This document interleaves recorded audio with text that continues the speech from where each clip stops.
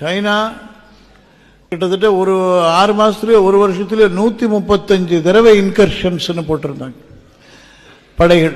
And Arunachal Pradesh எங்களுதுன்றாங்க. Border டிஸ்பியூட்ல அவங்களோட மோசமா நடந்துக்கிறவங்க யாரும் கிடையாது. ஆனால் இந்தியாவும் சீனாவும் நல்லுறவு வேண்டும் என்று சொல்ல இங்கு பலர் தயாராக இருக்கிறார்கள். நான் சொல்றேன், அமெரிக்கா ஒரு ஏத்துண்டு சீனாவை அமுக்க முடிஞ்சதுன்னா அமுக்கணும் நான் சொல்றேன். China is the most undependable neighbor. நமக்கு அதனால இடைஞ்சல் தான் வரும். அதே சமயத்தில் ஓப்பனா விரோதம் வச்சுக்க வேண்டிய அவசியம் இல்லை. ஜாகிரதையா இருக்கணும். இப்ப கருணாநிதி ராமதாஸ் இருக்கிற மாதிரி இருக்கணும். மகாபாரதத்தில் ஒரு கதை, ஒரு மர பொந்துலேருந்து ஒரு எலி வெளியில வந்து கொஞ்சம் அப்படி சுத்தலாம், இற தேடலான். அந்த சமயத்தில் ஒரு பூனை வந்துடுது. இதுக்கப்புறம் திரும்பி பொந்து உள்ள போயிடுது. அப்போ அந்த பூனை சொல்லிது, இல்லை நீ வெளியில வா, நம்ம ஃப்ரெண்ட்ஸா இருக்கலாம்.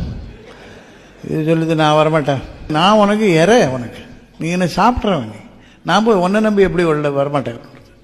அந்த சமயத்தில் ஒரு வேடம் வந்து வலையை விரிச்சான். அந்த வலையில பூனை மாட்டின்னு எடுத்து, பூனை மாட்டின்னு உடனே எலி தைரியமா வெளில வந்துடுது.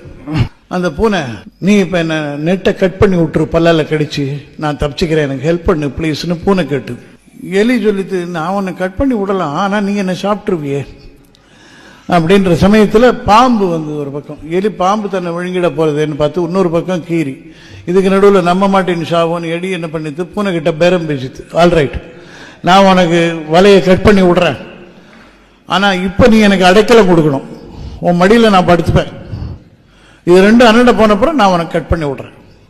சரின்னு பூனை ஒத்துண்டு எடுத்து எலி அங்கே போய் படுத்து கொண்டது. பாம்பும் கீரியும் போய் விட்டன.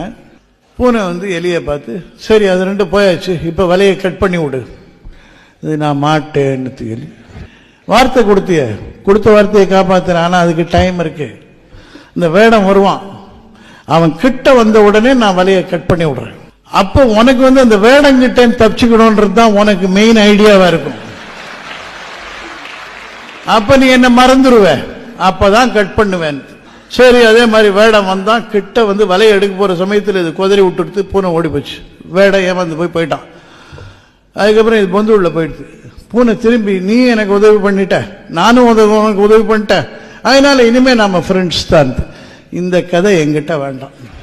நம்ம ரெண்டு பேருக்கும் ஒரு நெசசிட்டி வந்தது, ஃப்ரெண்ட்ஷிப் வந்தது, அந்த நெசசிட்டி போச்சு, ஃப்ரெண்ட்ஷிப்பும் போச்சு, போன்னு. இந்த மாதிரி தான் சைனா மாதிரி நாடுகள்கிட்ட நாம இருக்கணும்ன்ற